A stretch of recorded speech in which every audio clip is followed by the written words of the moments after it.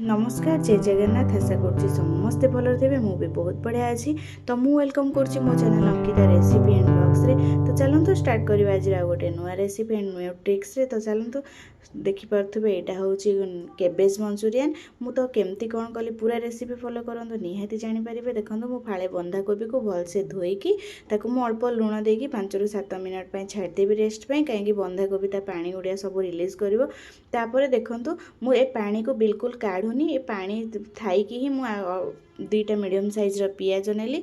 पियाज देलापर पियाज चॉप कर नेला पर अल्प लुण लंका गुंड हल्दी गुंड मसला गुंड धनिया गुंड जीरा गुंड गोलमरिच गुंड तापर मु देदेवी ये 3 बड़ चामच बेसन 2 बड़ चामच मैदा 2 बड़ चामच कॉर्नफ्लोर। बाकी मोर ये बेसन देवा वीडियोटा स्किप हो जाइए।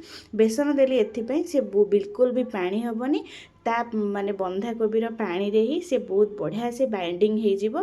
तो आपन चाहिए आपन निहाती बेसन नेबे आ ता पानी को रिलीज करें। बेले बेले समस्ते प्राय ये ट्रिक्स यूज करती कि ता पानी को रिलीज कर दियंती तापर से खाली मैदा और कॉर्नफ्लोर दे करती। बाकी मुझे काढ़ी बेसन अल्प देकी मु गोले देइछि।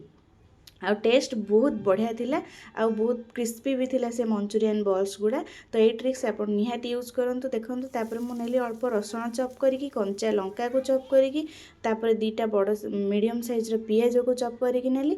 अल्प फ्राए हो सारापर मुझे देछि गोलमरिच गुंड तापर चिली सॉस टमाटो केचप तापर मु देछि एठी सोया सॉस तापर मु भलसे गोले नहीं कि से मंचूरियंस बॉल्स गुड़ा को मुझे देदेवी भलसे माने ता सांगरे सी मिसापी टमाटो केचप तापर सोया सॉस तापर चिली सॉस सब गुड़ा सांगरे सी बहुत बढ़िया से मिसीज। देखो मु मंचूरियन बॉल्स गुड़ा देकी भलसे गोले नेबी। तापर देखो ये मु कॉर्नफ्लोर को अल्प पानी देकी गोलेकी ता सांगरे माने मंचूरियन बॉल्स ऊपर मु पकई दूची। सी गोटे बहुत बढ़िया से माने मसला सांगरे मंचूरियन को सी पूरा बाइंडिंग करके रखापी।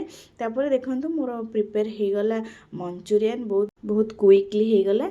तो देखो आपण मैंने भी करूँ एंजॉय करूँ। भल लगी लाइक शेयर सब्सक्राइब करने को जमा भी भूलिबानी। पुणी देखा नेक्स्ट वीडियो।